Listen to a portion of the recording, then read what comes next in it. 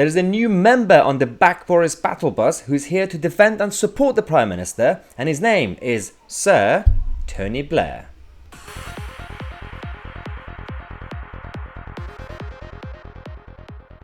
Yeah, I checked the calendar. It's not the 1st of April. Don't worry, it's real. This is real. 16th of January, 2022. Years, decades after Tony Blair left office in disgrace for being a liar, for being disgraceful, for being a bit crooked, and also being responsible for a lot of people losing their lives, and of course also destroying our economy. Well done for that.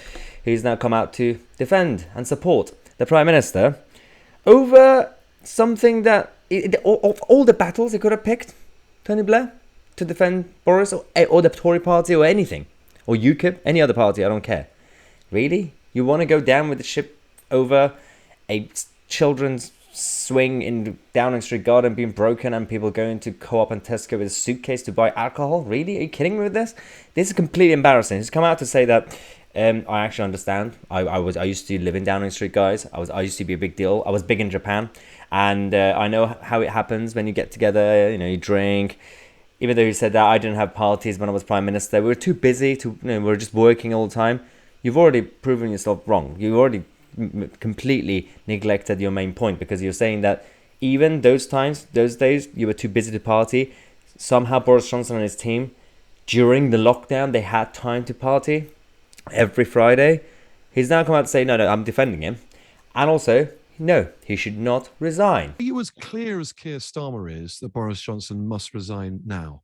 Look, I don't get into questions of resignation or not. I leave that to the people in the front line of politics today. I mean, if I'm absolutely blunt about it, in the end, what I care most about is not the presence of the parties, but the absence of a plan for the country. You can't just throw random words and expect people to be like, oh, well, that's a good point. Well, that's a fair point. I mean, it's not about the presence of the parties. It's a lack of the plan. Everybody, all of you guys, all your parties, you all have some sort of plan. I mean, I disagree with all of them right now, but you have some plan. I mean, Starmer doesn't seem to have any plan. But even Corbyn had a plan. You know, his plan was to turn the UK into China. That's a fair plan, you know, that's his idea. But at least, even a globalist agenda is a plan. So there is not much difference between Johnsonism and Blairism in that sense when it comes to economic policies and social policies. It's not much difference. It's nothing to do, it's not about saying, oh, all the Tories are socialists or all the Blairites are Tories. It's nothing childish as that. And there's also, I'm going to make a video after this at some point.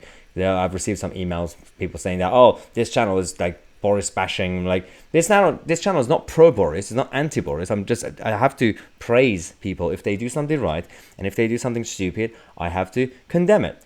As simple as that. This is not a tribalist channel in that sense. You know, I backed Boris in 2019, but you know, right now, in the previous video, I praised the government, for scrapping or wanting to scrap the TV license. See, I did it. I praised them. It's not Boris bashing. This guy has come out to actually say, well, I actually have some sort of sympathy when it comes to the Prime Minister, because it's difficult to sit there and when you're waiting for your cheese and your wine is getting, warm, your white wine. I think Boris Johnson drinks red wine, but I don't know. And yes, it's a tough job. It's very tough.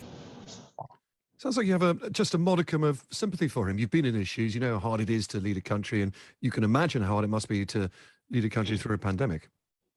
Yes, and because of the fact I've been Prime Minister for 10 years and I know how difficult it is, I don't really want to get into business of whether people should resign or not resign and so on.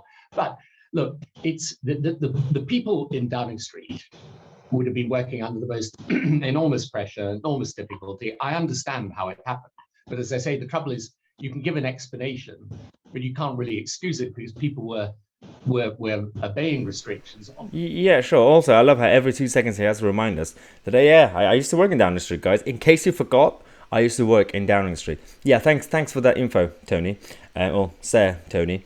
It's not really important at this point because they're all in a mess right now, and it's good that the media are finally talking about Keir Starmer as well. Because Keir Starmer, who's just come out, I'm going to make a video after this actually about Starmer, because today he went on TV and he came out with some nonsense when it came to defending his drinking beer with colleagues indoors when it was illegal. Even with your colleagues, you were still supposed to have social distancing and not really hang out drinking. And his argument was so nonsensical. I'm going to talk about it in a sec. But let me know what you think of this new knight of the realm who has come out to defend the Prime Minister. Because clearly they are very, very different type of politicians, aren't they? Not sure about that. Subscribe to the channel. We're going to come back and destroy Keir Starmer and Tousi, and we are the media.